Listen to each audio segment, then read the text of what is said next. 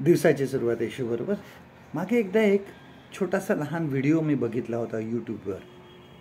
त्यामध्ये एक मनुष्य साधे कपडे घातलेला एका रेस्टॉरंटमध्ये जातो आतमध्ये, आणि त्या ठिकाणी बसल्यानंतर सगळेजण त्याच्याकडे बघायला लागतात, कारण त्याच्या अंगावर साधे कपडे असतात, परंतु चेहरा जो असतो हा एवढा काही सुंदर नसतो. तो काळा असतो, थोडेसे त्याच्यावर डाग पडलेले असतात, आणि दिसायला तो माणूस एवढा चांगला नसतो. आणि सर्वजण त्याच्याकडे एका वेगळ्याच नजरेने बघायला लागतात, आपलं तोंड बाजूला करतात. तो माणूस ज्या टेबलावर बसतो त्याच्या समोर एक तरुण खूप जेवण घेऊन बसलेला असतो आणि खात असतो.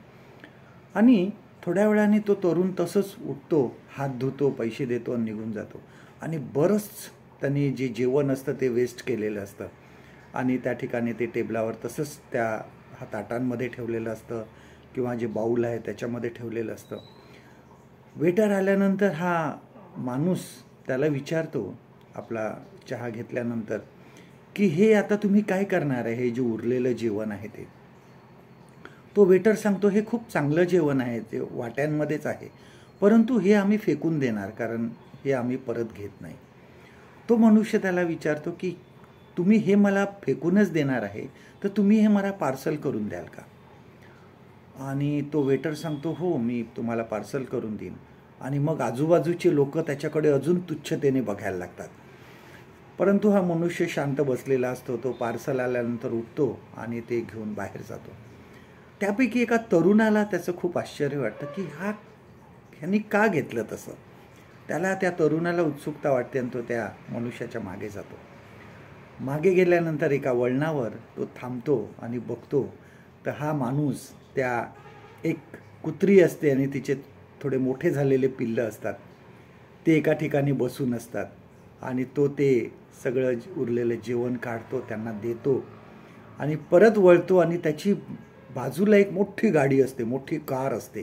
त्या कारमधून अजून ते काहीतरी खायला काढतो आणि त्या कुत्रीला आणि त्याच्या पिल्लाला देतो. आणि नंतर सगळं झाल्यानंतर तो आपल्या त्या मोठ्या कारमध्ये बसून निघून जातो, आणि तो तरुण बघतच राहतो. आपण कुठला चेहरा जन्माला घेऊन आलो हे आपल्या हातात नाही आहे, त्याबाबत आपण काहीही करू शकत नाही. पण आपण एक व्यक्ती म्हणून स्वतःला कसं घडवतो हे आपल्या हातात आहे.